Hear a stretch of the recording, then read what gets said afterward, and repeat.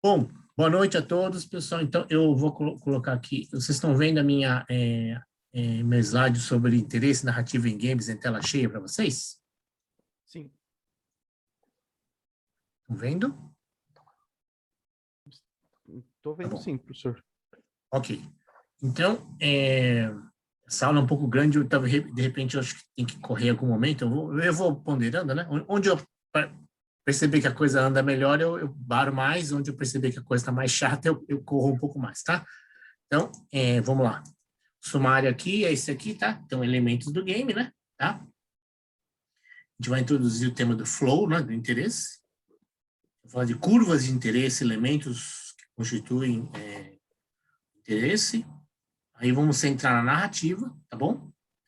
Falaremos da narrativa linear.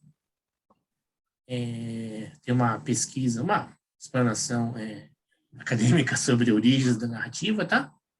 E depois falaremos de alguns games com narrativa não linear, tá? E acabaremos com arco narrativo, citando um exemplo concreto, tá bom?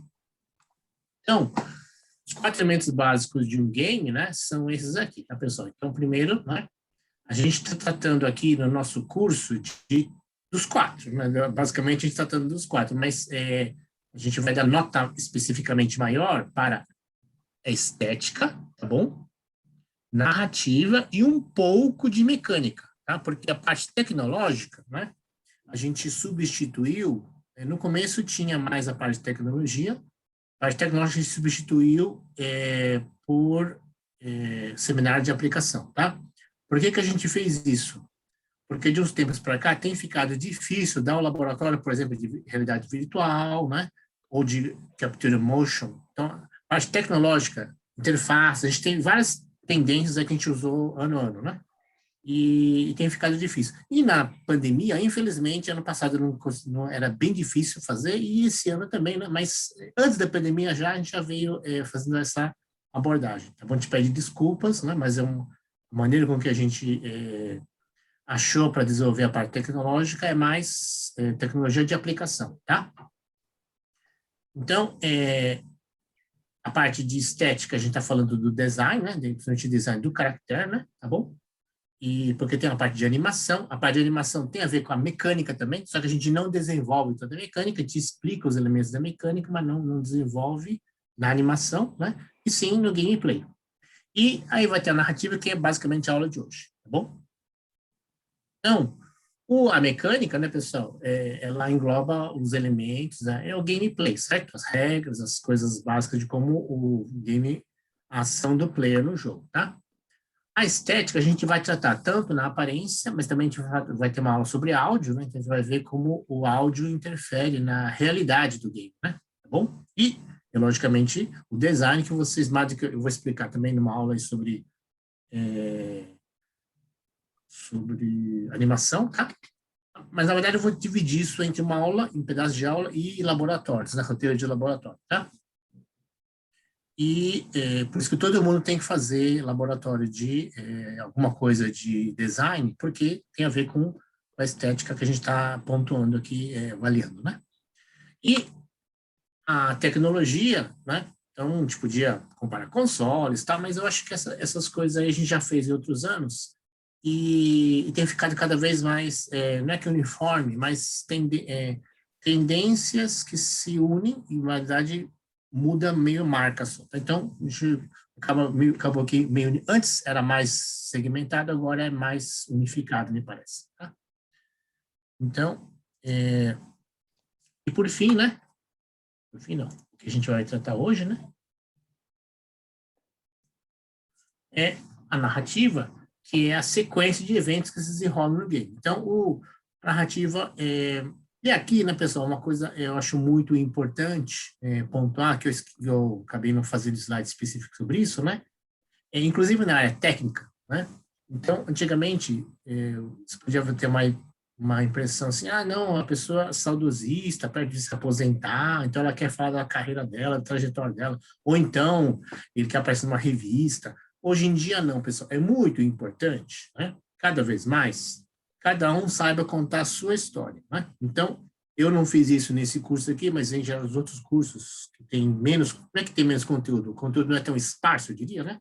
Eu faço uma introdução minha, tal, por quê? Porque é importante a gente saber contar a nossa trajetória ou a nossa narrativa, porque a área técnica, a tecnologia, ela é meio, tá ficando meio commodity, assim como acontece com os consoles, né? Ou com outras coisas também, outras mídias, né? Então, a tecnologia importa menos, né? Ela importa ainda, mas importa menos. Ela virou mais commodity. Então, a narrativa que sustenta isso, ou que une tudo isso, tem ficado cada vez mais importante. Ou seja, é importante que os computólogos, os engenheiros, os cientistas saibam vender ou construir uma trajetória e saibam contar por que que fizeram isso, tá? Ok? Então, vai uma dica pessoal aí, né? Okay? Então, de identidade. Acho que autenticidade e identidade passam com originalidade pela narrativa pessoal de cada um, né? Então, aqui vamos comentar o conceito de flow, tá? Que eu traduzi como fluidez, tá? Então, esse poeta russo, Turgenev, né? Comentou isso. É uma coisa que a gente tem a experiência, né? A experiência é muito clara, mas que agora o poeta escrevendo, o artista escreve ou pinta, né? E uma expressão assim que a gente sentia, né? Mas assim, plasma. Então o artista faz isso. Então o poeta falou assim: o tempo muitas vezes voa como um pássaro, outras arrasta-se como uma serpente. Mas uma pessoa é mais feliz quando não percebe se ele passa rápido ou devagar. Olha que interessante, né? Então a gente, né? Se fica muito então, por alguma coisa está travada na vida, né? As coisas pesam e demoram, né? E quando a gente tá de bem melhor, então tá funcionando melhor, né? Tá funcionando melhor, as coisas, mesmo que pesam, a gente toca, né? E a gente aproveita quando elas são muito legais, a gente aproveita. Mesmo que é muito rápido, a gente aproveita, porque a gente guarda. Então, a, a coisa da fluidez, né? É muito essencial. Aproveitar as coisas, precisa estar em estado de fluidez, tá? Então, é o flow, né? É o flow, tá? Então, aqui tem 3 características, né? Ou especificações dela. Matéria crucial, o cérebro, né? Nosso cérebro, tá? Então, é neurocognição aqui, né? Certo? Ele usa para dar sentido ao mundo. É uma habilidade, tá? De atenção seletiva. Na verdade, foco seletivo no que como eu diria, se a coisa dói, tira a importância da dor. Se a coisa é legal, coloca a importância nela. Então, você seleciona tanto nas coisas árduas, quanto nas coisas legais, né? Nas coisas que te dão mais punch, né? Certo? Você consegue selecionar isso e tirar o melhor proveito delas. O que focamos num dado momento é determinado por uma mistura de nossos desejos. Então, aqui é uma consciente, inconsciente, isso é uma definição psicológica, tá bom? Então, tem a ver tanto com o consciente quanto com o inconsciente. E nesse estado de fluidez ou flow, como o pessoal chama, né? Mantém-se foco, prazer e contentamento e aproveitamento, eu diria, né? Tá. Foco, prazer, contentamento, isso dá um aproveitamento, certo? E a definição clara aqui, né? É desse Mihaly, né? O sobrenome eu não consigo falar, é polonês, né? Flow, sensação de foco completo e energizado numa atividade com alto nível de contentamento e satisfação. Então, flow, né? Essa definição desse psicólogo aí tá bem aceita, tá muito reconhecida, tá? Então, quem quiser assim, puxa, então legal isso aí, né? Então, tem livro dele, mas recentemente a Disney lançou um filme chamado Soul, né? Soul é um filme que o músico jazzista lá, o personagem principal, né? Um jazz americano, então ele é negro, né? Personagem negra, né? Afrodescendente americano. E ele é professor, tá? Mas ele tá meio assim, parece que tá meio de lado na vida, né? Aí, então, quando ele consegue tocar com uma super outra, né? Uma banda de jazz tal, né? De um lugar lá, show, ele entra em flow, né? Então ele entra em flow. Então ele entra num estado de êxtase assim técnico e tal, né? Então, Soul é uma animação da Disney que explica bem esse estado de... Explica não, ele mostra, né? Mostra e é baseado no Mihaly aí, tá? Nesse psicólogo aí, tá bom? E quem viu, quem não viu, a dica aí para quem quiser conhecer melhor isso. Mas vamos ligá-lo ao game, tá? Então,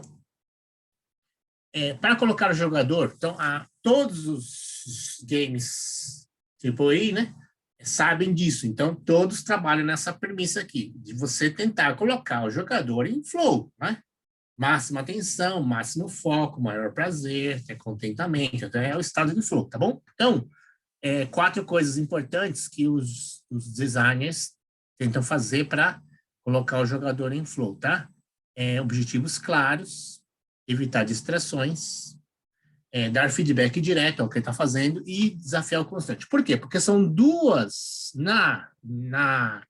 no eixo game, tá? Isso aqui, na verdade, na vida, né? Na vida é o que o Soul mostra também, né? Os desafios vão crescendo na vida e as habilidades que a gente vai desenvolvendo na vida também vão crescendo, tá? Então, o flow é esse canal aqui, rosa, né? Que é uma região que, conforme a gente vai tendo mais experiência, vai ganhando mais habilidades, né? A gente tem que enfrentar desafios maiores, né? Ou, pelo menos, a gente tem que estar submetido a desafios maiores, tá? Sejam eles externos ou internos, ou ambos, né? Ou misto e tal, né? Por quê? Porque senão fica muito simples para mim, né? Então, vamos ver regiões de gráfico aqui. Se eu tenho muitas habilidades e desafios, com o passar do tempo eu vou desenvolvendo isso, e os desafios são muito básicos para mim, minha vida entra em tédio, tá? Se eu tenho desafios muito grandes e eu tenho muito poucas habilidades, eu fico muito ansioso. Então, essas duas zonas, a zona verdinha aqui, né? Tédio, ou a zona azul, a chorada, esse destaque azul aqui, né, de ansiedade, é porque o desafio é muito grande e tenho pouca habilidade. Ou então, eu tenho muitas habilidades e eu não me coloco em desafios, tá? A altura da minha barra está muito baixa, tem que elevar, a pessoa falou, elevar o nível, né? Tá? Então, tem várias propagandas de elevar o nível, tal, né? Ok? Então, o flow seria esse canal do meio, né? Conforme eu vou crescendo em habilidades, os desafios vão sendo cada vez maiores na minha vida, tá? Então, vamos ver os 4 estados aqui que pode acontecer. Então, no estado A1, né? O início do jogo, o player, a curva de aprendizagem e tal. Então, ele tem poucas habilidades, porém, então, na parte de aprendizado, né? Você não vai colocando o player ao desenvolver o jogo, né?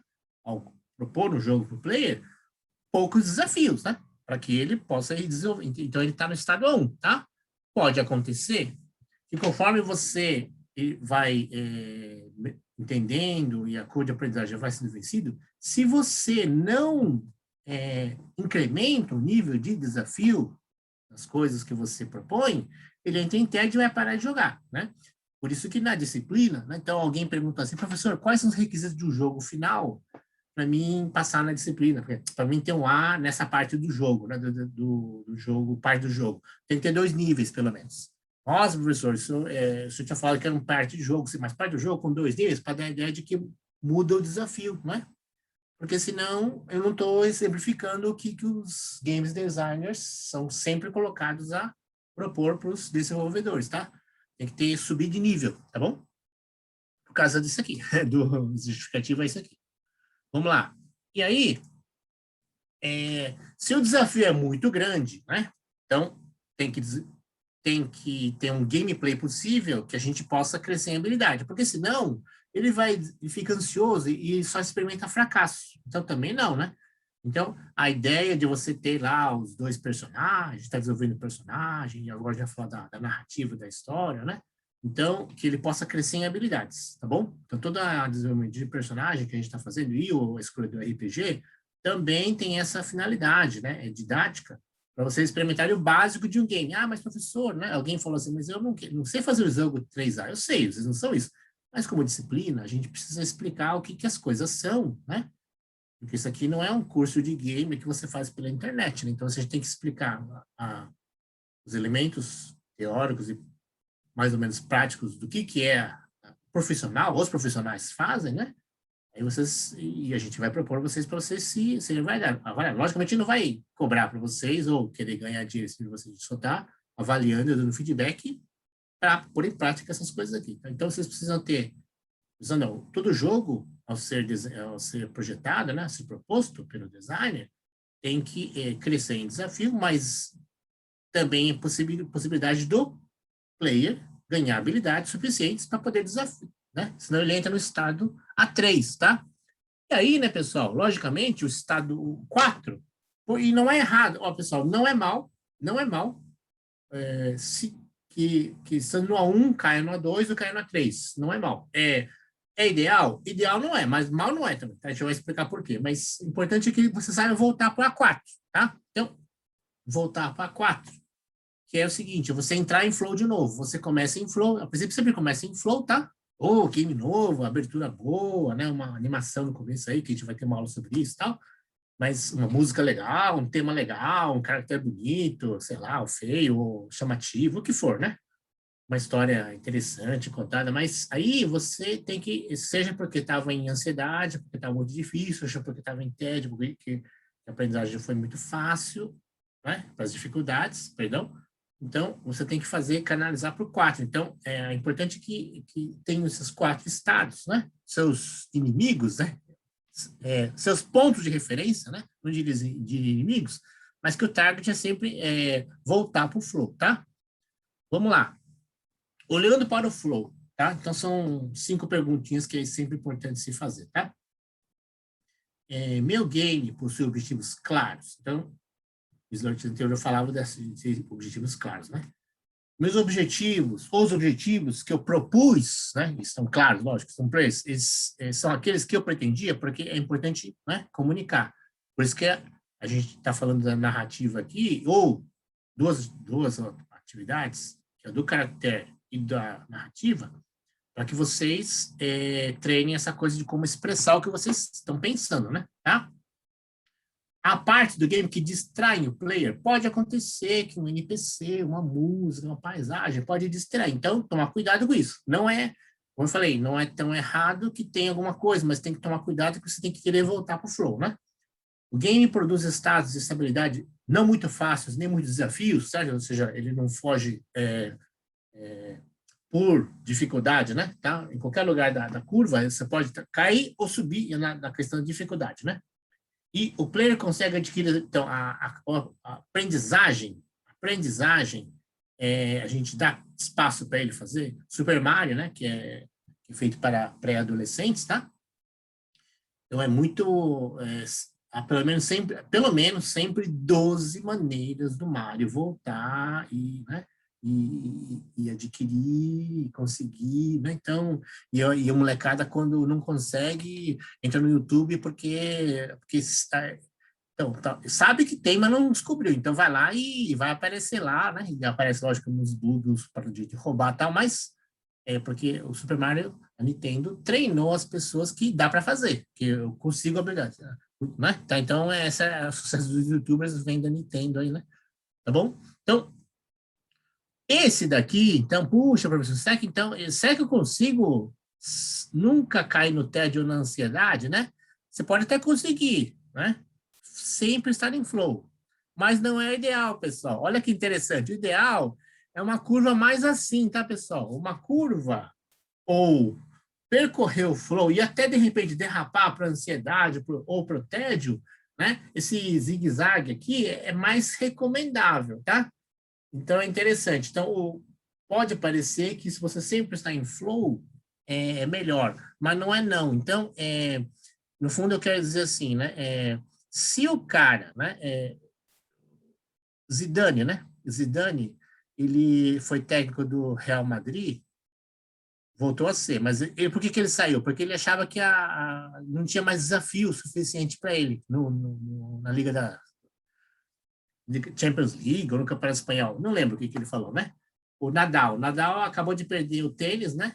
É bom, porque o cara tinha ganho 13 vezes já Roland Garros, né? Se ele ganha 14, pô, então o pessoal vibrou quando ele perdeu, porque é legal agora que o desafio superou o super cara lá, então agora ele vai voltar com mais gana e o torneio né, teve um outro plus, né, de flow, né? Então, no fundo, eu quero dizer que essa subida e descida é mais legal. Vamos explicar também por que agora isso, né? Então, vou dar um exemplo aqui, né? Se você, né, tá fazendo malabar, né, certo? Com 3 bolinhas, tá aqui, legal, tem uma técnica, até eu sei fazer isso aqui, tá? Depois, com 3 anéis também é legal, já é um pouco diferente, porque ele é mais plano, né, tá? É uma malabar mais plano e tal, né? Então, se eu vou fazer com clave, então, aí tem a versão, além da a bolinha é mais um sólido, né? O Senhor dos Anéis ele tem um plano. E as claves um pouco mistura os dois, porque ele tem uma rotação possível, né? E aí, se eu tenho, parece que o limite são as 6 claves, né? Então 6 claves é o limite aí digamos assim, uma crescente de dificuldade, tá bom? Então, e aqui, né, se eu tenho 10 claves, é um show aqui, né, uma coisa assim que, bom, pouca para poucos, né, para poucos, tá? Então, a gente tem uma curva de interesse, né? Subiu, desceu, subiu, desceu, subiu, desceu, desse jeito aqui. Então, não é ruim, tá? Não é ruim, é uma curva de interesse fictícia, né? Então, conforme foi aumentando a dificuldade, entre uma transição e outra, porque tem que trocar, né? Tem que tal, ela vai subindo e descendo, tá bom? E aí, né, pessoal, melhor seria, porém, uma coisa desse tipo aqui. Tá? O que a curva de interesse fala, né? É bom que existam picos, mas é bom que existam vales, até de interesse, né? Exista uma alternância e não uma coisa... no fundo, é bom que exista um clímax perto do fim, né? E antes do clímax final tem que ter uma coisa alta. Então, uma curva assim, tipo... rock pesado aqui, né? Ou tal, né? Então, melhor seria assim. Então, vamos ver um exemplo aqui, pessoal. Se, né? Isso aqui, na verdade, quando eu editar, eu vou ter que tirar, porque sempre eu tenho requisição não, esqueci como é que chama isso aqui, o pessoal me vai punir, porque eu copiei, entendi. Problema com direito autoral?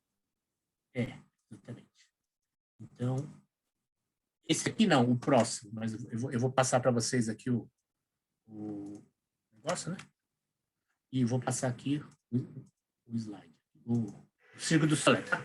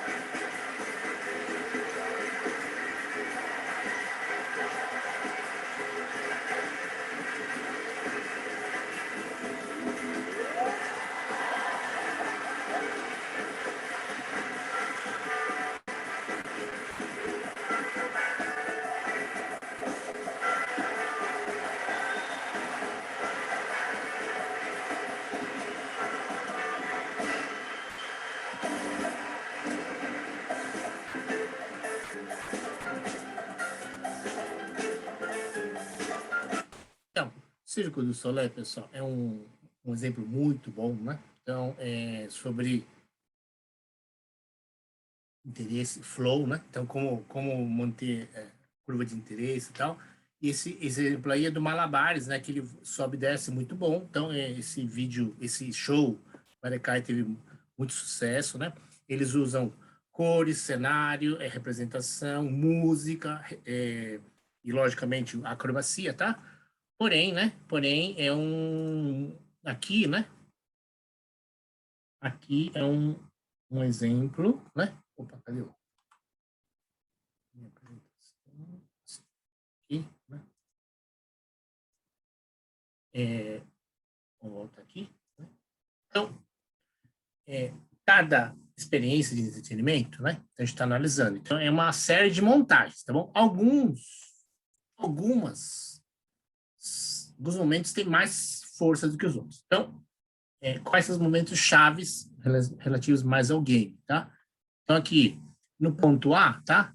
Então, quando logo que inicia, né? Então, a experiência, né, do jogador, primeiro contato, né? Então, é baixo. Então, o interesse é baixo, mas começou, né? Um gancho. Então, é importante ter um gancho para dar uma subida, ponto B, tá? Então, aqui. Então, é uma cena legal, né? Um som legal, uma guitarra, um grito, tá? Uma animação legal, tá? O quê? Alguma coisa, né? Algum evento legal, né? Lógico, mas logo depois vai acabar, né? Isso, qual que é o próximo ponto para a gente voltar a ter interesse, né? Então, é importante criar algum evento, né?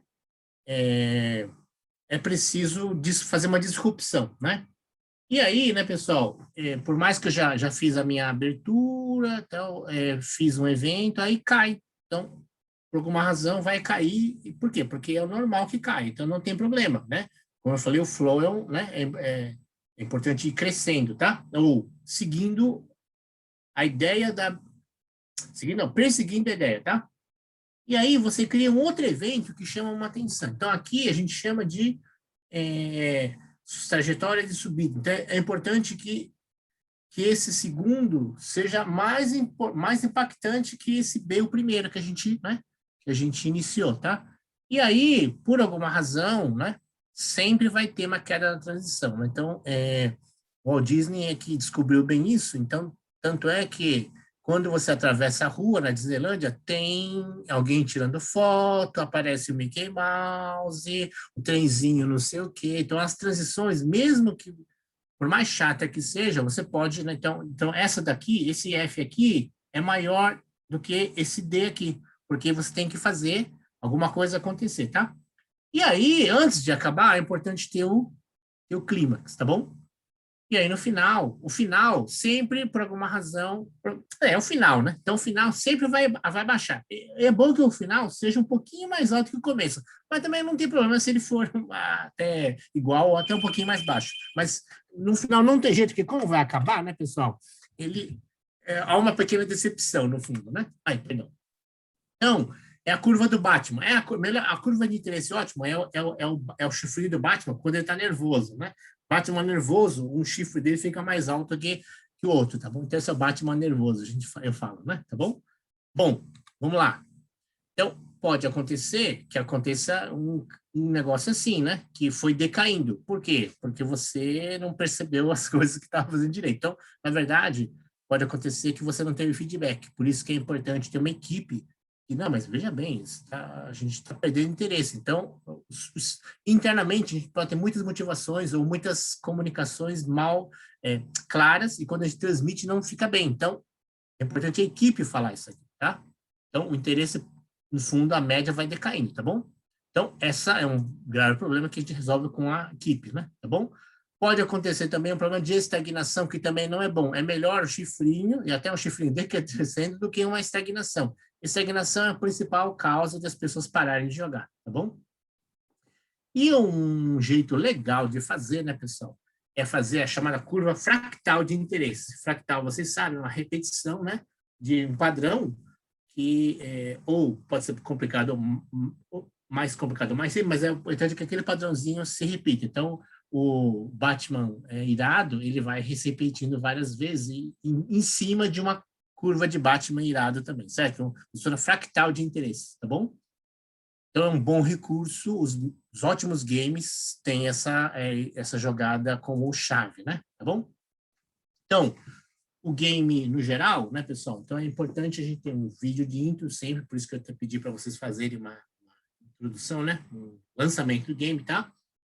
De novo, porque bom, teoria geral do game, mas essa aqui acho que é a chave que explica os elementos gerais do game, tá? Seguido por vários níveis, então essa coisa dos níveis. A gente vai fazer só 2, né? Então vocês têm ideia que deve fazer mais, né? Sei lá, em geral 3 no mínimo, tá? Mas para uma disciplina só 2, né? E o último, sempre com mais nível, mais dificuldade. Então no game que vocês forem fazer, o segundo nível tem que ter mais dificuldade que o primeiro, step up, né? Cada nível tem que ter uma estética diferente. Isso é muito importante. Então, eu diria assim que teve um pouco aqui no Vale Cair no show do Malabares, mas faltou um pouquinho de mudança de estética nos níveis, de um nível para outro, tá? E cada desafio é preciso que o player recupere a confiança. É o Mario, é Super Mario, tá? Super Mario da Nintendo, o desafio ele avança, né? Ele, digamos assim, ganha habilidades, mas ele recupera a confiança de, não, agora eu vou vencer, tá? Então, vamos aqui, sobre esse daqui que eu acabo tendo sempre restrição de direitos, né? É um do Hazen, né? Acho que nem está mais no Círculo do Solé, né? Então, vamos ver aqui. Este vídeo do Círculo do Solé, que é outro espetáculo, mas é malabarismo também. O outro tem muitas visualizações, mas esse aqui, se não me engano, assim, 6 vezes mais. O outro seria 300 mil ou 500 mil, esse aqui é 3 milhões, tá? Ou seja, quando você cuida do interesse, né? Então, e aqui, se vocês depois analisam, né? Mas esse aqui é a curva do Batman mesmo, tá? Inclusive meio fractal, se não me engano, tem 2 Batmans fractais aí, tá? Então, mas ele introduz uma coisa, né? Ele introduz também o arco dramático, tá? Então, além ele introduz também o arco dramático. Então, mas que já é um gancho, ainda não vou explicar, mas daqui a pouco a gente fala. Mas ele introduz também representação cênica, tá? Então, ele consegue fazer coisa dramática, tanto é que tem um momento antes do clímax que a menina dá um grito, né? Tá, então esse é o arco dramático, uma coisa muito importante que é um evento, né? Que precede o clímax. Sempre é legal ter esse momento marcante, né? Que é o seu ponto de início do clímax do arco dramático, tá? Então, analisando melhor num game, né, as 3 coisas que podem gerar interesse, tá? Então, a gente viu o interesse no geral, né, no coisa artística. Circo du Soleil é muito interessante, tá? Muito interessante. Eles são a maior companhia de circo business do mundo, e game é business, tá? Então, há muito que aprender deles, a parte estética, a dramaturgia, né? Também beleza, né? Tanto os espetáculos quanto as pessoas, os atletas, né? As meninas, os meninos, os coadjuvantes, são todos assim muito bonitos, as fantasias são lindas, as maquiagens são lindas, tá? Então tudo muito, a estética, a beleza está muito na jogada no Circo du Soleil e como eles são os melhores, é sempre questão de aprender com eles, tá? Então, esses são os elementos chaves, né, da curva de interesse. O chamado interesse inerente, ou constituintes, elementos constituintes. A poesia, a beleza do interesse e a projeção. A gente vai ver cada um deles, certo? Então, o que é o interesse inerente? Então, alguns eventos são mais interessantes do que outros, tá?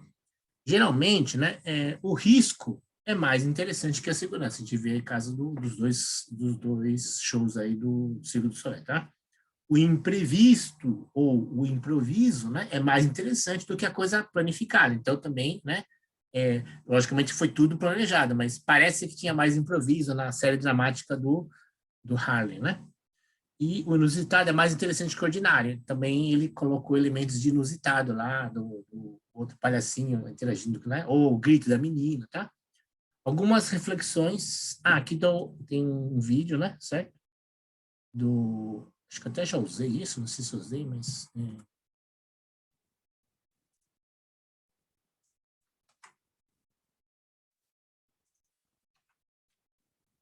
só para citar, né?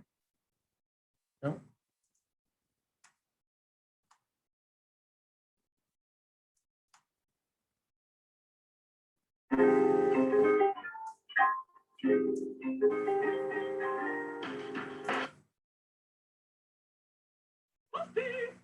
Fala aí, galera, hoje começando aqui um jogo que eu sempre quis trazer pro... That guy's a plastic surgeon or some kind of surgeon. Tommy talks cock implants. Fuck. If you live in extreme poverty, they make a penthouse cocktail party really swing. I guess they call it trickle-down economics. That's funny. It's supposed to be a charity thing. Drink and give money. I don't know, something for the kids. Hey, listen, man, you better look lively. This place is a nightmare. You just got cowboys running security downstairs. Something rotten in the air. Esse jogo é ambientado em São Paulo, tá? Essa cena, concretamente. We were protecting were local celebrities, rich parasites with delusions of humanity. The kind of people who end up in glossy magazines or body bags, depending on how their luck runs. So where are they all? I see Rodrigo over there talking to that guy. Yeah, I don't know. Between the ears. Aí.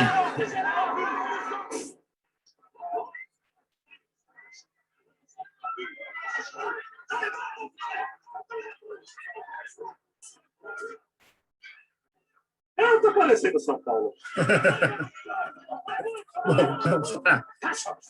Um elemento de interesse, né, para os brasileiros, pelo menos, é que aparece São Paulo, os palavrões em português, tal, né? Então, bom, chama atenção para os brasileiros porque é um lugar que a gente conhece, certo? Então, algumas reflexões, tá? Né? Que aspectos do meu game chamam interesse imediato no player dos brasileiros, os paulistanos muito mais, certo? Leva o player, no caso do Max Payne, leva o player a ver algo que ele nunca viu antes, né? Então, inusitado, né? Quais instintos básicos o meu game recorre? Então, o interesse direto por isso que alguns apelam, né? Mas o legal é que a gente consiga surgir os elementos básicos, né? Dos instintos básicos, né? Sem apelar, né? Quais instintos elevados? Esse é melhor, né? Puxa, então, transcender, amizade, lealdade, honra, né? Como a gente já viu no Sekiro, né? Tá? Que mudanças dramáticas e antecipação da mudança dramática ocorrem no meu game? Então, curva, né? Que arco, que curva dramática acontece, né? Como ele pode ser mais dramático? Lembrar da menininha gritando e o cara se escondendo embaixo da mesa, tá, do outro palhacinho, tá bom? Então, primeiro item é, então, interesse imediato, inerente, né? Poesia e beleza. Então, refere-se à estética. Então, estética é um campo enorme, não vai dar tempo de falar aqui e tal, né? Mas é um campo altamente explorado e vários movimentos estéticos aí, tá? Então, mas no fundo é beleza artística, a escrita, né? a musicalidade, a beleza do gesto na dança, a atuação mesmo, a parte cênica, né? A comédia, o Circo do Soleil tem os dois, no caso do nosso segundo, tem os dois, né? Comédia e a atuação, cinematografia, as câmeras, né? A gente vai falar um pouquinho disso, design gráfico, a gente está exercitando no laboratório, figurino, o Circo do Soleil, figurino e maquiagem, né? Eu diria que é mais maquiagem, junto com figurino diferente, adaptado, né? Mas desperta mais interesse. Então, algumas reflexões sobre o interesse entre pobreza e beleza. Perdão, poesia e beleza, né? Aqui que eu ia falar, o Barker Knight, né? Então, é uma cena, eu não vou colocar essa cena, tá, pessoal? Mas vocês vejam depois. É uma cena dele passando num café, né? Então, que o café remete aos anos 60, lá, tal, no final de 50, show de bola, tá uma coisa assim, cinematográfica mesmo, né? Se fosse até, eu acho que daria Oscar de recriação daquele momento, né? Do Batman entrando o player entrando num café, né? Quais elementos enfeitam o meu game? Como tornar cada um deles mais belos, tá? Momento, né? De beleza. O Mario Odyssey tem isso daí, a gente vai comentar um pouco disso também hoje. algumas coisas não... acho que não vou comentar, né? Então vou comentar agora. Então, o Super Mario Odyssey, né? Então, os pássaros, por exemplo, né? Mario, se não me engano, visita 17 mundos diferentes. E quem conhece pássaro percebe o passarinho, o jeito que ele voa, e o som do passarinho no mundo, no gelo, na floresta tropical, né? Na planície do Saara, lá tem, né? Então, os pássaros, os animais, os sons deles, né? Então, os detalhes, né? A beleza. Então, você vê um pássaro no deserto, um pássaro, nossa, é uma beleza espetacular. E o som dele, né? É a combinação do poético e do belo, né? Tá? Se puder ter, né? Uma aurora, um pôr do sol, um nascer do sol, né? Qual a beleza embutida no contexto do meu game, né? Então, Sekiro, acho que é um exemplo muito grande disso mesmo, tal. Mas Red Dead Redemption 2 também, né? Tem muito disso. Os animais nas missões particulares, tá? Grand Theft também, né? Tá? Nos carros, né? Beleza nos carros, tá? Interesse por projeção. Então, vamos lá. Então, a gente viu inerente, pois beleza estética, né? Estética, e agora projeção. O que é projeção, né? Então, ou transposição, eu convido o player a empatizar e a imaginar. Então, como é que ele se conecta, né?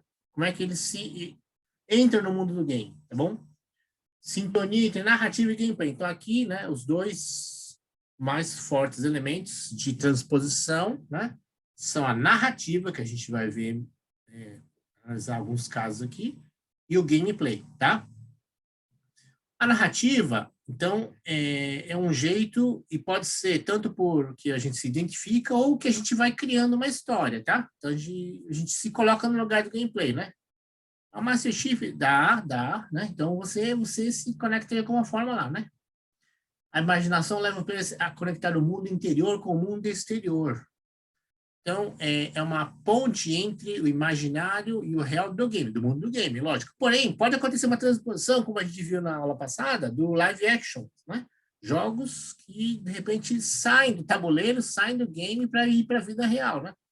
Então, não, isso é muito legal. Eu acho que é doideira? Não, não é doideira. É a força que é a transposição, tá? É imaginário, mas o mais realista o quanto possível. Live action, então, vira realista, ou encenado realista, né? Então, elementos para vocês refletirem, né? De quando vocês quiserem trabalhar na transposição. O que no meu game faz o player se conectar? Né? Elementos do meu game fazem com que, né, ele faça essa conexão, tá? Meu game é capaz de capturar a imaginação do player, ou seja, eu faço ele imaginar as coisas, ou ele né? O que devo adicionar para criar para criar essa projeção de imaginação, né? Há lugares do meu game que os players querem explorar, né? Zelda, tal, aí, né? Ou, bom, os personagens do meu game levam os players a transpor-se como eles mesmos, ou seja, será que eu consigo que as pessoas, Dark Souls, tá? Eu já comentei um exemplo disso, né? Certo? Mas o próprio God of War, né? 4 também conseguiu isso, né? Há caracteres no meu game que os players gostariam de conhecer pessoalmente, né? Então, puxa vida, da Ellie falaram isso, né? Um NPC, tá? Mas, bom, tem vários exemplos aí de queria conhecer tal personagem, né? Tá? Os players fazem coisas do game que desejam fazer na vida real e não podem. O Breath of the Wild tem vários depoimentos de pessoas que querem aprender a cavalgar, querem aprender a cozinhar, querem escalar uma montanha, querem descer de paraglide, etc. Tá? Existem ações no game que os players, ao iniciarem, não têm vontade de parar. Pega essa, né? Em Dark Souls, acontece gente que sofrendo, porque Dark Souls é um game duro pra caramba, né? O cara tá sofrendo lá, tá almas penadas lá e não consegue parar, né? Tá? Vamos lá. Então aqui, né, pessoal, esse aqui é um exemplo bem legal. Deixa eu parar aqui para passar o link para vocês, né? Conexão, né? Projeção, né? Red Dead Redemption, né? Perdão. Aqui eu vou colocar o próprio YouTube, porque eu vou colocar a cena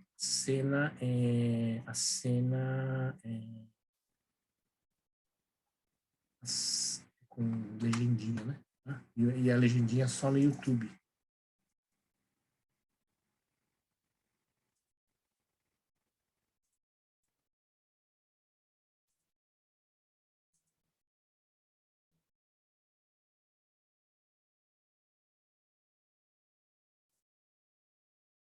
Em outros momentos eu teria tempo de traduzir, mas agora não tive.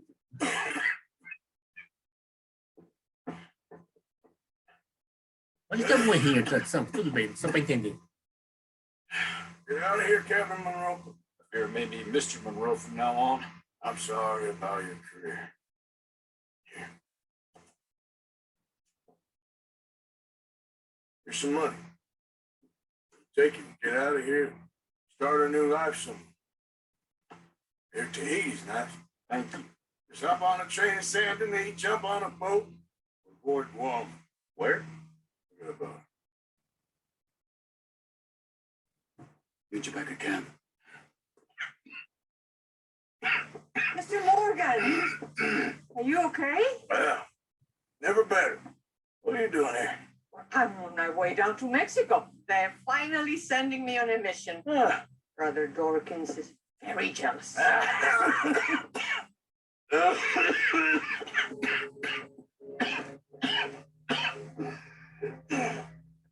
What's wrong?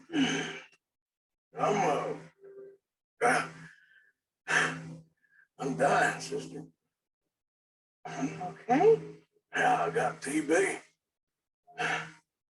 I got it.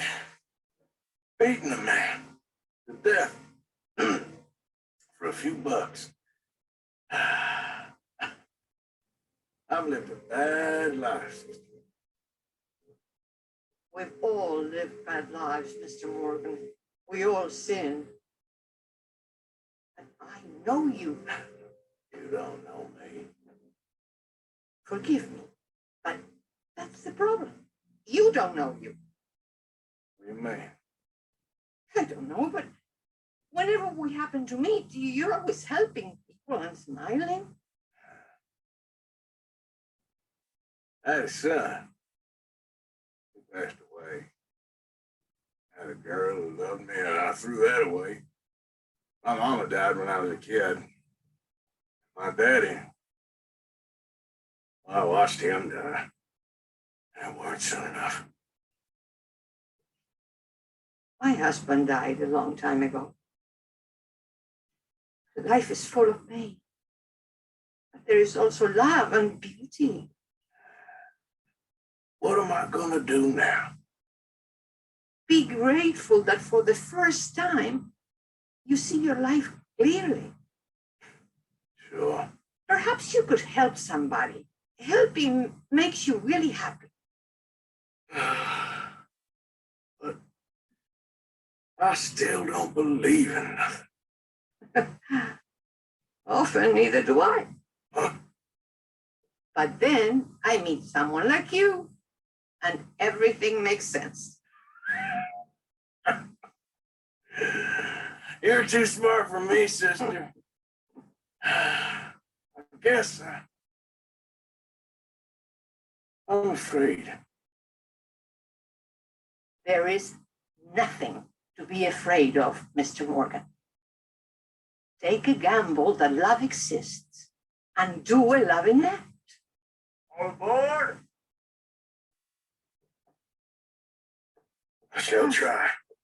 I know you will.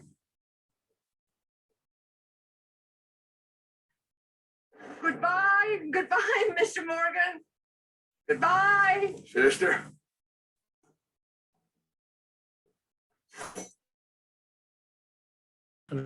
Artigo escrito sobre isso, né? Que muita gente, exatamente, numa das trajetórias, né? Com Arthur Morgan, mas dessa cena aqui, tá? Do Desconhecido da Morte. Olha só, ele é um cara que tá fugindo, tá qualquer hora, né? com o bandido, lutando contra a polícia, fugindo, né? Outra contra o bando, tal, no assalto, mas a tuberculose e tal, o medo da morte.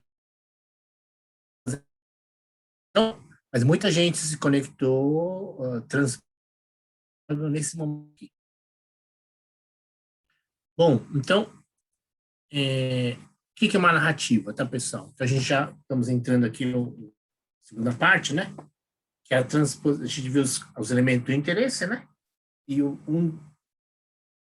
para fazer a transposição, né? Que é o último que a gente está falando, narrativa é um elemento, tem o gameplay, né? Tá?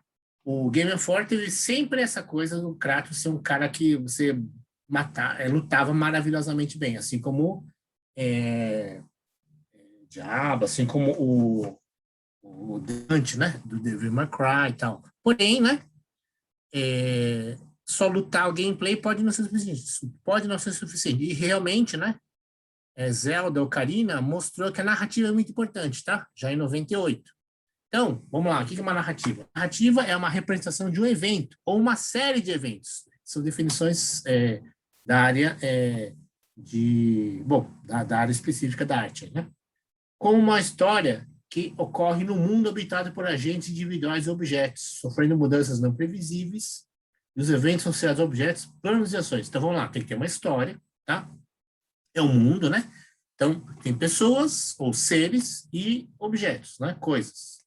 E haverá uma imprevisibilidade das coisas, essa coisa do imprevisível, da mudança do previsível, né? Do plausível. Sempre tem que aparecer isso, senão não é uma narrativa, senão é um artigo científico, né? Isso não é artigo científico, né? E os eventos associados a objetos, planos, então, são dessas coisas. Os eventos, né? Tem objetivos, planos e ações do personagem principal, do player, tá? Vamos lá. A gente tem uma dualidade entre a narrativa e a jogabilidade, tá bom? No início do século XX foi apresentada essa dualidade. Então, que a gente chama da física quântica, né?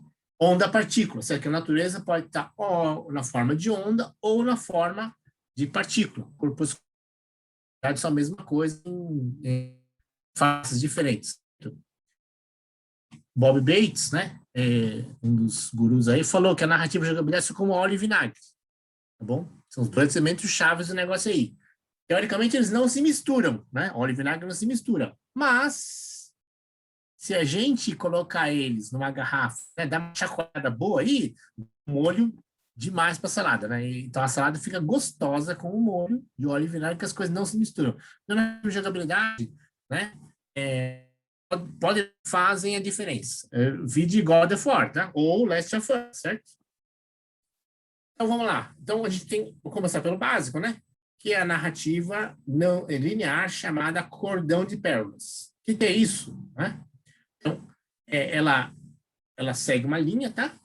Independente, sem o gameplay. Então, uma história que é contada, é o cordão, tá? E é um texto, uma narração, slides ou uma animação. Então, é dado ao player, ele vai se movimentando livremente, tá? O cordão, para até o outro objetivo a realizar, né? Que é chegar de um lugar para outro. Então, e esses pontos, né? De controle de que ele vai passando é a pérola, tá? Então, o cordão e a pérola, certo? Quando o objetivo é alcançado, o player volta para o cordão porque vai ser a caminhada dele, né? Então, e essa sequência é não interativa até a próxima pérola. Então, na pérola tem alguma coisa, um gameplay, né? Então, a história aparece, acontece gameplay, a história aparece e faz um cordão de pérolas, tá bom? Em resumo, né? Corte de cena, nível de jogador, playável, né? Corte de cena, nível playável, tá? Então, essa sequência, certo? Então, que você começa no quadradinho, né, com o fluxograma, termina no triangulinho e tem um cordão de pérola, certo? Então, aqui, pode ser, tanto faz. Então, eu acho que inverti, mas pode ser gameplay, o setinha e a pérola, a evento, a bolinha. Então, isso podia ser o contrário, né? Tá bom? Tudo bem? Então, essa é a ideia. Então, exemplos de bom games com narrativas tipo cordão de pérolas, tá bom? Então, tem o Ico, né? Tá bom? E prende, esse negócio prende tanto, né? Que tem gente que se apaixona eu tive testemunho pessoal de pessoas de molecada que se apaixonou pela inteligência artificial do Ico, tá? The Last of Us, certo? Uma narrativa cordão 1, né? Um cordão de pérolas aí clássico, tá? No mundo igual o nosso aqui, por exemplo, né? Walking Dead também, né? A gente já sabe o que vai acontecer, mas prende mesmo, tá? Prende mesmo, certo? Ok? Então, 3 exemplos aí de super sucesso, né? Máquina de histórias, tá bom? Histórias são uma sucessão de eventos relacionados a histórias. Há histórias mais interessantes ou menos interessantes, né? Então, vamos pegar a ideia da história só, né? Então, preparar um lanche em uma casa, vi uma mesa vazia. Então, fui à padaria comprar uns pãezinhos. Tá bem, né? Tá bem, assim, relacionado, é uma descrição, certo? Ao acordar, olhei-me no espelho. Tomei um susto ao perceber que tinha virado um inseto, parecido com uma mosca nojenta. Aqui já é uma, né? Alguém sabe de onde vem isso daqui, pessoal? Então, primeiro, minha mãe contou, né? Isso aqui já é um escritor, né? Tá?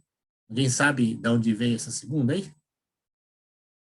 Ao acordar, olhei-me no espelho. E tomei um susto ao perceber que tinha virado um inseto, parecido com uma mosca nojenta. Ninguém? Eu ia chutar do Alan Poe, mas não é não. É outra coisa. Do Kafka, exatamente. Metamorfose. Metamorfose do Kafka, tá? Livrinho fininho, mas bem interessante. É chocante, né? Então, virou inseto, né? É Metamorfose. Show de bola. Então, um bom game tende a gerar eventos interessantes, pode ter essa coisa mais simples, né? Mas ele tende a gerar eventos interessantes de forma que as pessoas desejam contar o que ocorre, tá? Então, um bom game deve ser uma máquina de gerar eventos, tá bom? Então, por quê? Porque tem que gerar histórias interessantes, certo? É mais o segundo, né? Tá bom? Então, bons exemplos de games de máquinas que geram histórias, tá? Então, por exemplo, né, hoje em dia, essa história dos jogos, né? Tony Hawk's é um exemplo clássico, né? Tá? FIFA, o FIFA 2019, né? Tem uma jornada de cada jogador, certo? Iniciou aí, certo?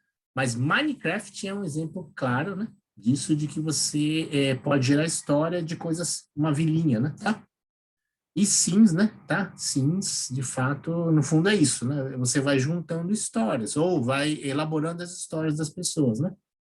Tá bom? Então, um bom game que está centrado em histórias, ou contar a história, né? Ele tem essa função aí, tá? Essa possibilidade grande. Então, um grande exemplo de uma narrativa muito contada, que sempre vai gerar histórias, né? Sempre, porque é o clássico dos clássicos, assim, né? É o Homero, a Odisseia dele, né? Tá? Então, provavelmente é final do século VIII a.C., né? Na verdade, são 3 histórias em um, né? Aqui está um filme do Kirk Douglas, né? Mas, então, você tem, né? Ulisses, então é dessas 3 histórias. Então, Ulisses, rei de Ítaca, 20 anos antes das guerras de Troia, né? Então, tem a guerra de Troia na jogada perto aí. Depois, a história da esposa Penélope esperando a volta dele. Então, a esposa ansiosa pelo marido, né? E o filho Telêmaco tornando-se um homem, né? Para seguir o pai, etc, né? As histórias gregas têm uma ideia de cíclico, né? Então, o tempo é cíclico, as coisas vão acontecer de novo, né? Mas vamos analisar um pouquinho melhor, né? Então, a Odisseia, tá? Então, aqui começa, né, com a ninfa Calipso aprisionando Ulisses, tá? Então, Calipso é um barco aí famoso do Castor, né?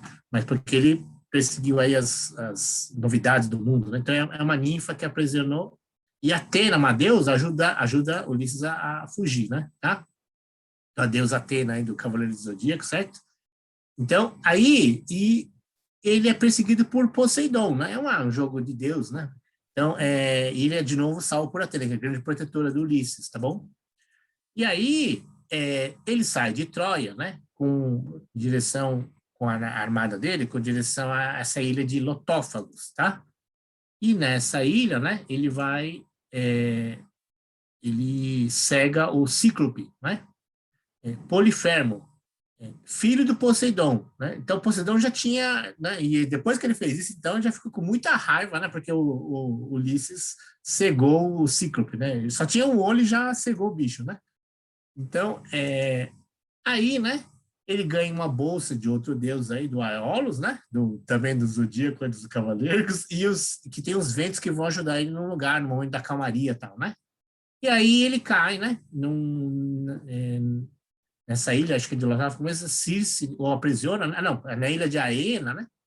E fica lá, parece que um instantinho ficou um feitiço de 1 ano, né? 1 ano aprisionado, achando que estava de uma passadinha, um jantar e nada, ficou lá, né? E, né? E de novo ele é salvo, né?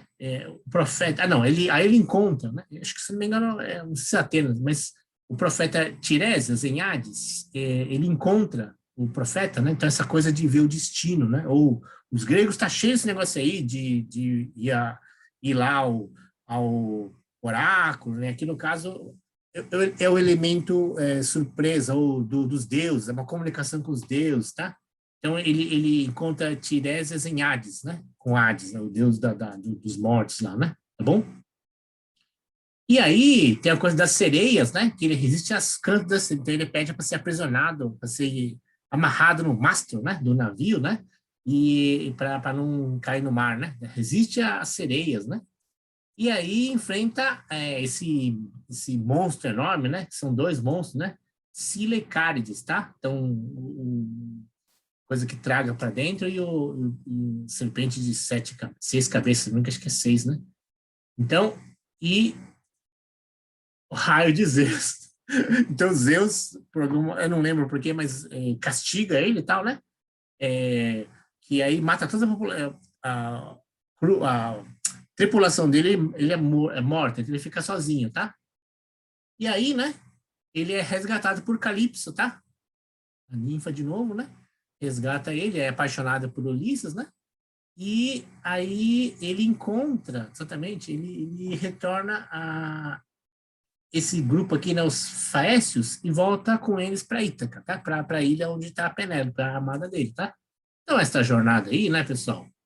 Podemos contar essas histórias em várias sequências, porque, na verdade, são várias histórias, vários episódios. É um jeito de contar a história, por isso que é tão famoso, né? Por isso que vai aparecer em vários games esse negócio aqui, porque isso aqui é a inspiração para tudo que é, né? Tem todo o arsenal aí de histórias, não digo todo, mas muito do que tem por aí, né? É tudo derivado do Ulisses, né? Tá bom? Então, reflexões sobre isso daqui. Quando os jogadores fazem diferentes escolhas para atingir seus objetivos, novas e diferentes histórias podem surgir. Como podemos adicionar essas opções? Aproveitar e adicionar, tá? Diferentes conflitos conduzem histórias diferentes. Podemos permitir mais tipos de conflitos, né? Entre deuses, entre o homem e Deus, entre os seres, entre mitologia, tal, né? Quando os jogadores personalizam seus personagens e equipamentos, eles se preocupam mais com detalhes e o desenrolar da narrativa, e outras histórias podem causar sentimentos bem diferentes. Como permitimos ao player personalizar a sua história? Aí tem a ver com as coleções, os coletáveis, então como é que ele vai se armando, né? Então a história da espada, né? Da poção, do anel, que a gente vai ver aí, né? Boas histórias têm boas curvas de interesse. Minhas regras conduzem a histórias com boas curvas, porque, veja bem, então, nossa, então se eu achar essa poção, ou se eu tivesse ingrediente, eu vou conseguir subir essa montanha, então, no fundo, mas por quê? Porque lá atrás, em cima da montanha, tem um negócio que vai passar por uma fase enorme, então, né, vai facilitar a vida. A história dá o interesse e vice-versa, né? Uma história é boa semente se podemos contá-la. A quem os jogadores podem contar? Então, isso daqui é demais, pessoal. Então, quando uma história é boa, todo mundo quer contar. Pensem nisso, né? O que importa para mim, para que eu possa contar a história para outros, tá bom? Pensem nisso. Segundo exemplo de análise de história, né, pessoal? De narrativa, é o Dom Quixote, tá bom? Então, Dom Quixote, cavaleiro, né? E com Rocinante, tá bom? Então, ele viveu em La Mancha, nessa região um pouquinho acima de La Mancha, onde está Ávila, por exemplo. Na Ávila eu visitei, né? Na Espanha, né? Então, começa assim. Num lugar da Mancha, cujo nome eu não quero lembrar, vivia não há muito um fidalgo dos de lança sem encabido, adarga antiga, rocim fraco e galgo corredor. Assadio olha seu tanto mais de vaca do que de carneiro. As mais das ceias restos de carne picados, com sua cebola e vinagre. Imprevisível. Aos sábados, outros sobejos ainda somenos. Lentilhas e sextas-feiras. Algum pumbito de descanso domingos consumia 3/4 do seu haver. Até o cardápio é meio né, previsível. Orçava na idade o nosso fidalgo pelos 50 anos, né? Já tinha passado, inclusive, a crise, né? Era rijo de compleição, seco de carnes, enxuto de rosto, madrugador e amigo da caça. Cara super normal, né? Cara aqui, né? Cara super normal, tá bom? Podia ser qualquer um, né? Perde a razão. Depois de saber que esse fidalgo, nos intervalos que tinha de ócio, né? Que eram os mais do ano, no maioria do tempo dele não fazia nada, né? Se dava a ler livros de cavalaria, com tanta afeição e gosto que se esqueceu quase de todo o exercício da caça e até da administração dos seus bens. De tanto ler, se esqueceu de outras coisas, né? Tá bom? Com estas razões, perdia o pobre cavaleiro o juízo e desvelava-se por entendê-las. Está na história. E desentranhar-se-lhes o sentido. Em suma, tanto naquelas leituras se enfrascou que as noites se lhe passava a ler desde o pôr do sol até a alvorada, e os dias desde o amanhecer até a fim da tarde. Então, varou a noite, noites, né? E não comia direito e tal. E assim, de pouco dormir e de muito ler, se lhe secou o cérebro. De maneira que chegou a perder, ficou doidinho, né? Perdeu o juízo. Então, aqui, né? Uma figura aí se não me engano, do Dalí, né? Tá? Representando o Don Quixote, tá bom? Encheu-lhes a fantasia. Telefone que toca. Encheu-lhe a fantasia de tudo que achavam nos livros, assim, de encantamentos, pendências, batalhas, desafios, feridas, requebros, amores, tormentos, disparates. Assentou-lhe-se de tal modo a imaginação ser verdade. A imaginação começou, né, tanto ler, que começou a ver aquela máquina de sonhar das invenções que lia. Que para ele não havia história mais certa do mundo. Ele começou a ver, ou acreditar no que estava lendo, né? Embaralhar tudo, tá bom? Então, um resumo de Don Quixote, né, pessoal? Ele começa a sua jornada aqui, né, com Sancho Panza, o escudeiro dele, tá? Rugindo pela noite, tá bom? Prisioneiros acorrentados, promove o encontro da serviçal com seu amante, é o que ele tá pensando, tá? Ele encontra um cara com capacete dourado e, na verdade, era um prato, né? Ele resgata uma princesa, né? Lutando pela honra de Dulcinea, que é essa aqui, Dulcinea del Toboso, tá bom? Bom, mora lá, 2 bêbados, então ele espanta ele, mas eram bêbados, tá? Ele desfile de monstros, que a gente sabe que é, né, famoso, que são os e luta contra os gigantes, que na verdade são os moinhos de vento, né? Cena famosa do Don Quixote espetando com a lança dele os moinhos de vento, né? E Don Quixote no final da história, no seu leito de morte. Olha que interessante, pessoal. No seu leito de morte, Don Quixote, as pessoas... ele é nobre, de fato. Quer dizer, ele é nobre na cavalaria nos livros. Então, ele começa a falar as coisas e as pessoas percebem que, no fundo, Cervantes faz essa crítica, né? Cervantes é dito como um dos maiores de todos os tempos, tá? Então, dizem, né? E não é espanhol que fala. Então, é interessante que no mundo, né, fala que Cervantes é um dos maiores de todos os tempos. O Don Quixote, concretamente. Então, no seu leito de morte, as pessoas dizem que ele é que está certo. E para ele voltar a contar a história, porque a história da cavalaria é o que deveria ser a realidade e não a realidade nua e crua como eles conheciam na época, tá? Então, aqui, né, pessoal, algumas dicas sobre, então, como é que, tiradas da Odisseia e do Don Quixote, né? Então, a história, o mundo, empilhar, né? A economia, os bens, os utensílios, a ação e a fantasia. Então, elas se empilham assim. Então, a história é muito flexível. Muito, muito.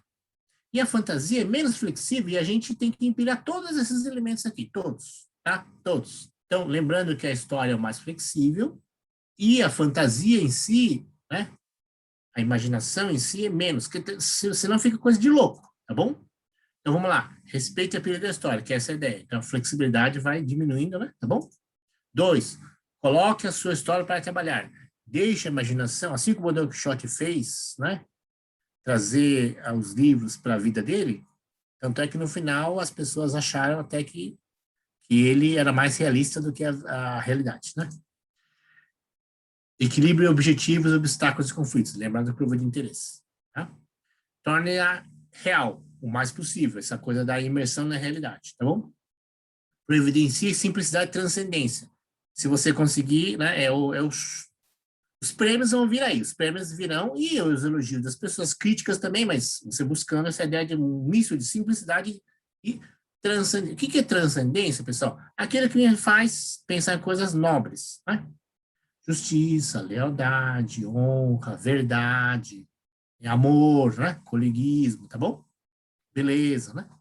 Considere a jornada do herói, né? Ocarina, né? Tá bom? Mantenha o seu mundo consistente, não fica viajando. Cuidado, a fantasia é o menos flexível de todos, tá? A história é o mais... Você tem que vai amarrar, lembrar da colar de pérolas. Tem que sempre ter alguma coisa aqui que une tudo, né? Torne a história do seu mundo acessível, tá bom? Que o player consiga experienciar de alguma forma. Não abuse de clichês, infelizmente aqui nunca vai dar, mas clichê, né? Uma definição é aquilo que aparece e sem muita razão, né? Então, por quê? Porque eu quero ter uma bala, não sei o quê, quero ter um vinho aqui, quero ter uma menina aqui. Então, cuidado, não abuse de clichê, certo?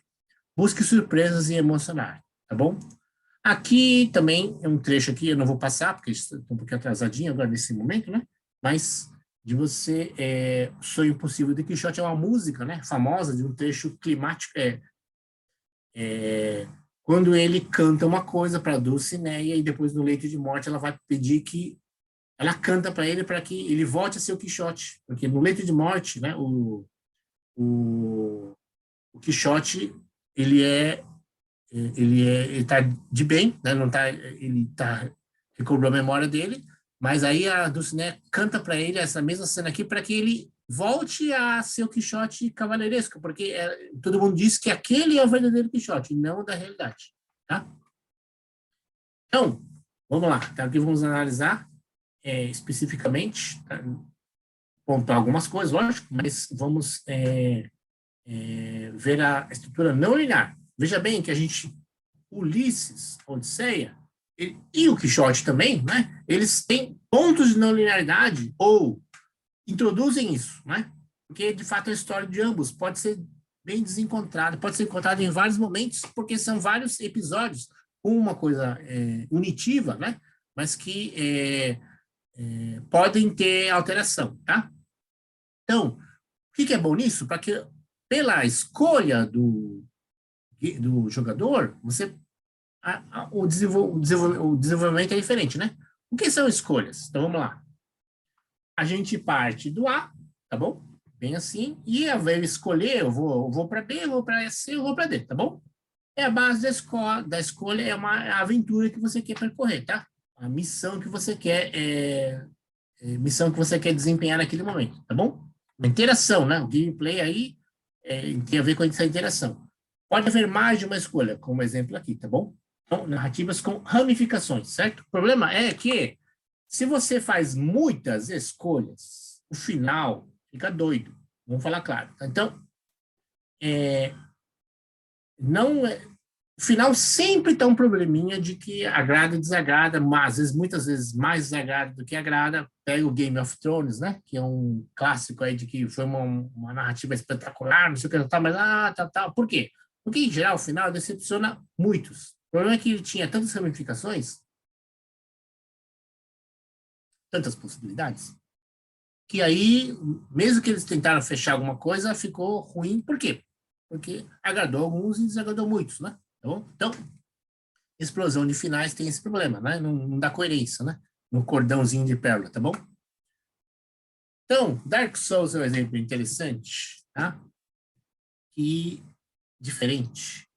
Um final aberto, diria. Ou não é final aberto, é um final diferente, é uma coisa diferente, né? Porque a narrativa, ela vem através do ambiente do mundo do game, tá bom? Então, o player interpreta as coisas através dos objetos. Olha que interessante. Então, os locais, as pessoas que ele vai encontrando, a narrativa ou a história, ele vai gerando ela, tá? Vai, digamos assim, vai desenvolvendo seu próprio papel, tá bom? Então, por exemplo, né? Esse Petrus, né? Ele é um monge, né? Ele conta essa história uma hora pro player. É moeda de copo, essa moedinha aí. Seu rosto mostra o velho, né? Na cunhada, né? MacLoif, né? Loy, Deus da medicina e da bebida. Mesmo moedas de grande valor no mundo dos homens têm pouco valor em Lordran, onde a moeda aceita são as almas, Dark Souls, né? Aqueles que sonham em retornar ao mundo exterior gostam de carregá-los por aí. As moedinhas, né? Com desdém, ele faz isso meio assim, né? Deixando, né? Ele dá ao jogador algo de valor. Que? A moeda não. A moeda é uma porcaria. Mas a informação sobre o mundo do jogo. Ela é decisiva? Não. Mas ele inspira ideia de minhoca na cabeça do player, né? Tá? E um exemplo, uma coisa interessante. A narrativa não confia. O que é isso, né? Essa literata, né? Crítica, né? Mas é literata também. Dorothy Cohn descreve o narrador não confiável. O que é o narrador não confiável? Alguém que é incapaz de contar, né? Ou não quer contar realmente, ou ele não consegue contar, é incapaz, ou ele não quer contar, tá? Algo que aconteceu. Então, ambos arcos ou métodos são usados em Dark Souls, tá? Informações são preenchidas com lacunas, informações, né, básicas, e tem muito buraco, né? Em alguns casos, não se encaixam. Nossa, não estou entendendo o que está acontecendo. Tá? Então, por exemplo, né? Donzela Anastácia, né? De cinzas, né? Ela foi trancada na prisão escura por alguma transgressão. Ela fez alguma coisa errada ou ela se prendeu lá mesmo, né? E deixa dúvida, tá? O velho do chapéu, né? Que loucura fez com que o Big Hat se apropriasse desse terrível poder dos dragões antigos, né? Tá? Então, não sabe, né? O que aconteceu com ele, né? E uma enigma grande do jogo todo, né? Se a alma é a fonte dos viventes, tudo que vive, né? Tudo que tem vida é a alma, né? O que distingue os homens, a comunidade, dos outros? Né? Se a alma é tudo dos outros, por que a alma dos homens é diferente? Uma interrogação zona aí, né? Uma grande interrogação existencial, né? Por que somos diferentes dos outros, né? Algumas questões que foram deixadas para o player, para os blogs, para os youtubers, para os web. Nossa, o que tem de wiki falando de Dark Souls? Por quê? Porque a história não contada, tá? Então, é uma técnica. Uma técnica. Essa técnica narrativa não confiável é colocar na narrativa informações confiáveis e informações da história potencialmente não confiáveis. Se for mentira, não, mas ela é potencialmente não confiável. Mas será que é confiável? Entendeu? Então, é uma mescla, né? Já, de novo, colocar uma técnica, né? Colocar na narrativa informações confiáveis, informações de história potencialmente não confiáveis. Tá? Então, esta estrutura diamante, né, pessoal? O que é isso, né? Quando duas ramificações divergem, depois se encontram novamente. Então, vamos lá. Então, você dá escolhas, né? Então, aparentemente, o player vai fazendo escolhas, porém, elas vão dar no mesmo lugar. Isso é muito interessante. Para você poder alinhavar um final, caminhar para um final, né? Um final que tenha sentido, ou que desagrade menos, né? Tá? Então, ok? Então, tem escolhas, mas elas confluem de novo no mesmo lugar. É um pouco frustrante para o player. Mas, putz, parece que eu fiz, tá? Mas Red Dead Redemption 2 tem 2, né? Possibilidades de arco, mas são bons os dois, tá? Vamos falar assim. Então, a gente viu lá uma escolha dele bom, né? É um pouco frustrante, porém simplifica muito que o game tem um final bom, um final memorável, eu diria, né? Tá bom? Esse jeito aqui, diamante. Vamos estudar aqui a estrutura de 3 arcos, né, pessoal? 3 atos, perdão. Né? Ou 5 atos. Vamos lá. Cada um dos atos tem uma função bem definida. Então, na estrutura de 3 atos, o primeiro ato configura o todo, tudo, né? Dá a abertura geral. O segundo ato desenvolve esse todo. Então, primeiro dá uma pincelada, outro, né?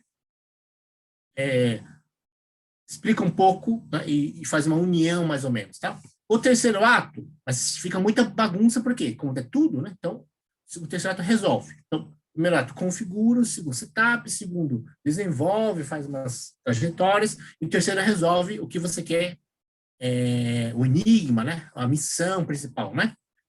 Dentro de cada desses atos, há vários eventos. Ok, então os eventos transmitiram o que acontece na história. Então, como os eventos, né, eu pego Ulisses, Odisseia, tanto e o Don Quixote, típicos claros, né? Algumas histórias aparecerão seus eventos em ordem reversa, pode acontecer, tipo flashback, tá? Obra Dinn, né? Obra Dinn é um jogo que é um navio lá que aconteceu e ele vai desvendando como detetive, né? Outros poderão alterar o layout, tá? Pode ser escrito para frente e para trás. Uma alternativa, né, pessoal, de alguns usam, é o 5 atos. Esse aqui é o 3 atos. É o de 5 atos. Exposição, ação crescente, clímax, ação decrescente, catástrofe ou denouement, né?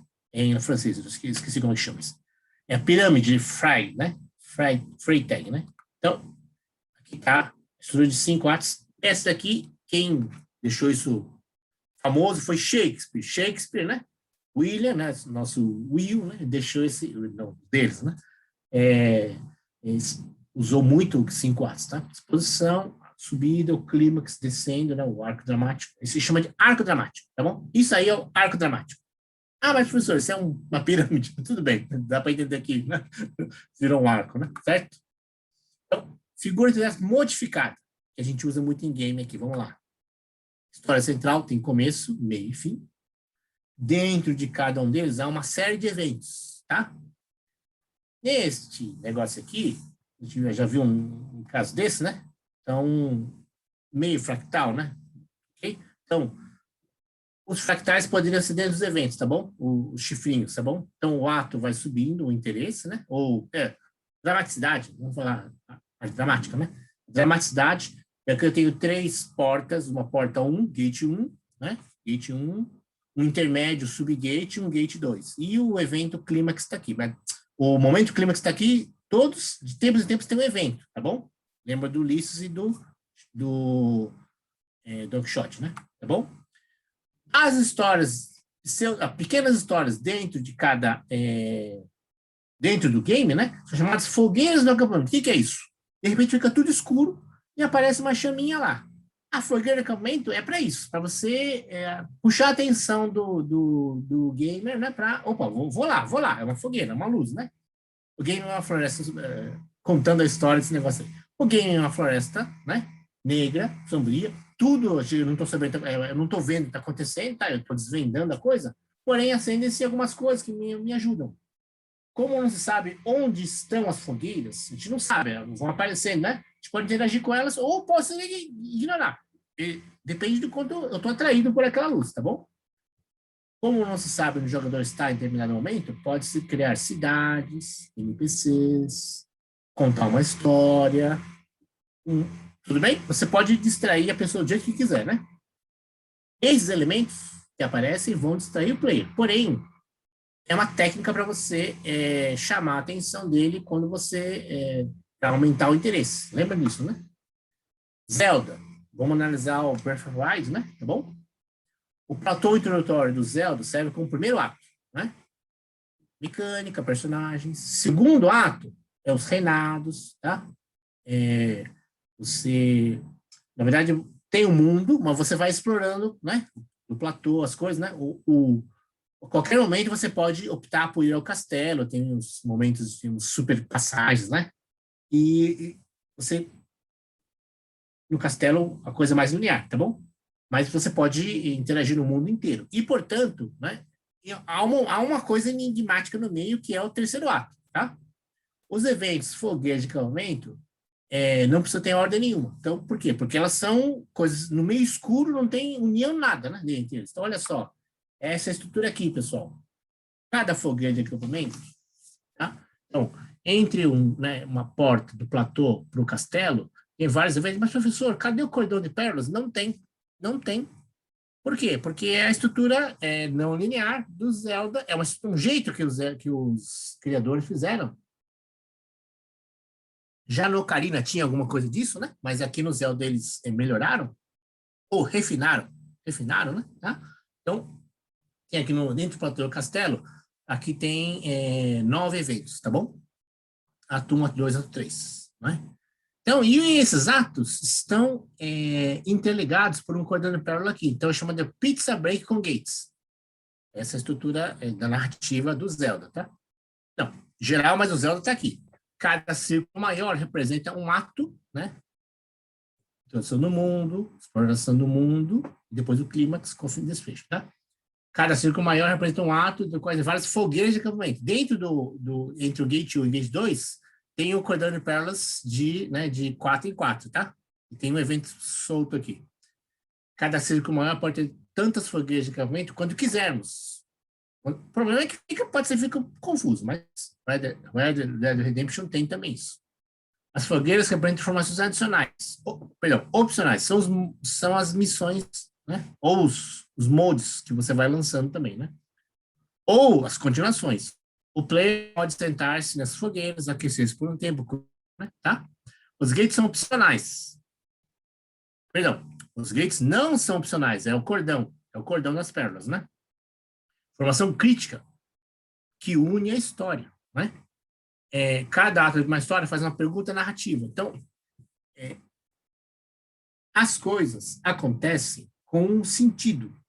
E as pessoas, o player e todo mundo que está lá quer ouvir as histórias, porque elas fazem sentido. História que não faz sentido não dá para contar. Funda isso. Né? Olha só que bicho legal. Aí acabou. Bicho legal, né? Porque ajuda a responder a perguntas enigmáticas, né? Os gates, na verdade, quando você passa de um gate para outro, nossa, por quê? Porque agora você entende as coisas, né? Depois de passar para um portão de um gate, né? O player não pode mais voltar, então ela não tem essa coisa não é não linear nesse sentido, né? Então ela vai com um fluxo, né? Aqui estão as principais missões do Breath of Wild, tá? Eu não vou traduzir, mas aqui é exatamente do livro do game, né? Que eu esqueci de referenciar aqui, mas depois eu coloco a referência, tá? Então, arco narrativo do Zelda tá aqui. É um resumo. O reino está em perigo porque a princesa Zelda foi raptada, tá? Foi capturada do mal, né? Parece que foi um dragão que, né? O bravo cavaleiro sai para resgatá-la, né? Ressuscitada, né? A princesa, na verdade, se arriscou, porque ela foi, porque tinha um dragão lá e ela foi porque ela provar o seu valor, tá bom? No caminho, ela descobre... Ixi, minha internet está oscilando, pessoal. Então, no caminho, o descobre que o exército está preparado para ir à guerra contra o dragão, tá? Para salvar a princesa. Porém, eles não sabem como vão fazer isso. O herói conhece pessoas que sabem como matar o dragão. Tem uma coisa de um anel mágico, né? O herói descobre que tem vários dragões, tá bom? Então, são 3 dragões aqui no Zelda, tá bom? Não lembro o que é, da eletricidade, se não me engano, né? Então, a princesa está em perfeito conforto, descobre isso. O dragão, que na verdade ele é gentil, está tentando ajudar, impedindo que um outro, né, rival aí subjugue e tome o trono, tá bom? O exército está prestes a atacar, opa, tá indo para lá, mas então, como é que eu vou evitar isso? Porque o exército ele não tem mais o controle, né? É um dilema. O herói deve descobrir, então, é um dilema. Como é que eu evito se o dragão é bom, né? O herói deve descobrir que tipo de cavaleiro quer ser, né? Se é missão, o juramento que ia fazer aquilo, e agora vai lutar contra isso, né? Conversar com o exército não funcionaria. Então, vai ao acampamento, sequestre o general do exército. Caos favorece o clima, né? Reúne os que ouviram sobre o dragão pacífico e que não quer a felicidade, consegue, né, fazer um acordo aí. O exército se divide, então há um problema de divisão do reino, né? Ou do reino de luta, né? Metade quer luta, metade não. Fragmenta as fações e quebra, retirando-se, aparece uma diplomacia entre o rei e o dragão, o dia está salvo, chegou o fim do negócio. Esse é o arco narrativo em 5 atos, tá? Estrutura não linear aqui, né, novamente, tá bom? No primeiro ato, Zelda faz a pergunta, né? Acabou, pessoal. No primeiro ato, Zelda faz a pergunta. Link faz a pergunta, né? Ou o game faz a pergunta. Quem somos nós? Tá bom? Então, beleza. No segundo ato, rumores sobre o dragão, um desenvolvimento, essa coisa do desenvolvimento, explicando, né? Rumores sobre o dragão, a princesa desapareceu, a Zelda desapareceu, o reino está dividido, o reino tem problemas, a família real está tá em briga lá, as famílias estão divididas entre si, tá bom? Lúria está dividida, né? Segundo ato, uma nova percepção, tá? É sobre o inimigo, né? A gente vai, as missões, tá bom? Então, como matar o dragão, que depois são dragões, né? Como obter a glória para o reino, restaurar a união, como sobreviver sozinho, tem a coisa da comida, né? Bom, passar nas regiões, tem um imã, né? Tem um monte de coisa, né? Depois, em algum ponto, para ele se mover na direção ao coveiro do dragão e ouvirá sobre como se mata o dragão. Então, jogabilidade, né? Para ele tem que reivindicar um anel, aparece um anel misterioso. Sempre é bom ter uma coisa misteriosa. As coisas não são como parecem. Opa, caramba, será que eu fui enganado, né? Quem é o inimigo de verdade? Será que é o capitão lá do reino, ou o dragão, ou os dragões, né? Então, o player, será que eu vou ter que lutar contra o exército? Meu exército, né? Das missões de como ele, né? Dragão, monstro. Segundo ato, pessoal, como é que eu vou lidar com tudo isso, né?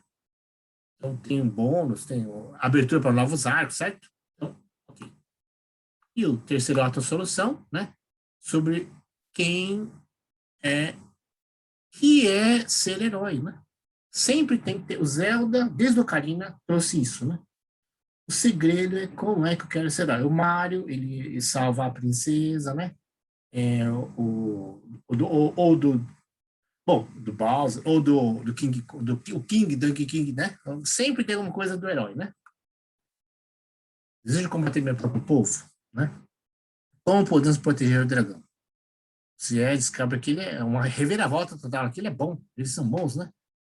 Nossa, já tem uma fraqueza? Sim, divisão entre os generais, entre os comandantes, né? E como eu posso conversar com eles, né? Então, como é que eu posso ter essa ideia? Como é que eu gero, como é que eu atuo para pegar o capo, né? Certo? E conclusão que acaba com o game, tá bom? Então, o Zelda, né? Breath of the Wild, ele é melhor do que o Ocarina? Não, acho que não, porque o Ocarina lançou coisas que revolucionaram. O Zelda, o Ocarina introduziu a narrativa, e a narrativa não linear, inclusive, tá? Mas introduziu essa ideia de por que a narrativa é tão importante no RPG, né? Por que o RPG abriu o caminho para que o RPG gerasse todos os outros games de adultos, tá? Porque agora tem, né? Beleza, tem elementos de interesse natos, tem a beleza e tem a transposição. Zelda tem todos os três, tá? E o Breath of the Wild repaginou e trouxe uma coisa nova, né? Que é a jogabilidade, uma mecânica dos dois, né? Mas, acima de tudo, desafios reais, sabe? Então, tem gente que quer cavalgar, que quer cozinhar, tem gente que quer escalar. Então, por que eu falei? Porque as pessoas querem transpor, não é um jogo só. Agora a pessoa quer fazer coisas reais através do game. Isso é muito legal. Muito legal. Pensa no que eu tô falando, tá bom? E para finalizar, né, pessoal? 3 games. Até peço que vocês se reflitam aqui, né? Fala, né? Por que Portal 2 tem enigmático? Porque Last of Us, né? Até a vacina, a gente tá vendo Last of Us, né? E por que BioShock, né? Essa coisa Não. Quem quer falar de algum desses? Só uma reflexão básica de algum deles, pessoal. Então, do Portal, do Last of Us, que acho que jogou, né? E do BioShock. Alguém tem alguma reflexão sobre alguns finais desses jogos aqui, pessoal? Simples, né? Ninguém jogou, ou ninguém tem reflexão. É impossível, acho que não ter, porque, de fato, se você jogou, né? Vai gerar, né? Vai gerar essa reflexão. Não? Ninguém tem o que falar disso? Acho que tem uma cena ali do Last of Us que é quando a menina descobre que o cara tirou ela lá de onde ela ia ser estudada, né? Ela era imune, então tinha uma questão científica lá dela que podia gerar a cura. Só que aí ela descobre que ele meio que matou todo mundo lá para conseguir resgatar ela, para ela não ser operada, né? E ele não sabia se era vontade dela realmente passar pelo procedimento médico lá ou se não era, né? Sim, E aí quando ela descobre, ela fica pilhadona, assim. Sim. Você ficou pilhado, né? Você ficou pilhado? É que assim, eu não tenho console, eu não joguei, eu vi outra pessoa jogando, né? Tá Aí bom. eu não vi tudo, mas aquele momento ali Eu também fiquei me perguntando, né? Será que era a vontade dela mesmo? Porque o jogo não mostra Perfeito. isso. Não, perfeito. E, ó, o Ivan tá falando do GLaDOS, né? De fato, né? O que que é o paraíso, né? O que que é o paraíso, né? Cara, o que é o paraíso? Nossa, do GLaDOS né? Do BioShock é uma experiência arte deco, né? Não, BioShock é uma experiência de arte, assim, profunda, tá, pessoal? Profunda, mas eu não vou... É uma coisa mais de estética, tá? Mas é profunda, assim, de mexer nas veias da gente e tal, né? Ok. Então, desculpa, né, pessoal? Eu já estou quase chegando no fim. Então, já cheguei no fim, mas deixa eu só explicar aqui os três, né? Tem um monte de referência aqui, né? Então aqui, né, esse aqui é um livro muito legal, né, essa aula baseei bastante nele, né, no livro das lentes, tá, as reflexões eu tirei daqui, né, do cada momento, né. Esse aqui é muito legal, a coisa da criação, o exemplo do Circo du Soleil, tá muito legal esse livro, tá, esse aqui esse cara aqui é um cara que teve uma projeção, tá, projeção com o Circo du Soleil, então ele conta essa projeção, né. Então, personagens aqui do Sheldon, acho que eu já comentei esse aqui, então o Don Quixote, um livro de cabeceira meu, tá? Experiência de videogames, tá? Perdão aqui, narrativa, né? Aqui do Flow, né? Flow é legal pra caramba aqui, né? A coisa da evolução do storytelling, da narrativa, o Red Dead Redemption, análise. Por que aquele momento da freira é tão importante, né? História não linear, né? Que eu usei bastante na análise do Breath of Fire, tá? E aqui os exemplos, né? E a Odisseia espetacular, a Odisseia é espetacular, tá? Aqui do Don Quixote, né? Tem o arco dramático, tá bom? Os modos do FIFA, tá bom? Interessante, né? Os finais enigmáticos, tá bom? E esse aqui é uma análise do Dark Souls sobre a narrativa, tá bom? É isso. Então, olha só, pessoal, eu só quero dizer, infelizmente é a única aula que a gente tem, mas a gente está juntando várias coisas, né? E a narrativa é muito importante, gente. Tá? Mas pense no que eu falei no começo da aula, tá? A narrativa é muito importante para a nossa vida, pessoal. Cada um de nós precisa ter um arco narrativo para a nossa vida, para explicar por que eu estou na computação, por que eu estou nesse emprego, por que eu estou na engenharia, por que eu quero seguir essa carreira, por quê? Porque precisa ter um arco narrativo, né? Senão as coisas, dificuldade, o flow, tá? Assistam o Soul, tá bom? Assistam o Soul. Show? Boa noite, pessoal. Boa outra aula para vocês ou bom descanso para quem puder, né? Tá bom? Ah, perdão, não se esqueça que a gente colocou para vocês colocarem temas e os grupos do seminário no Moodle, tá? Para vocês enviarem especificamente, tem uma coisa do Moodle, uma tarefa do Moodle, tá? Boa noite, pessoal. Boa noite.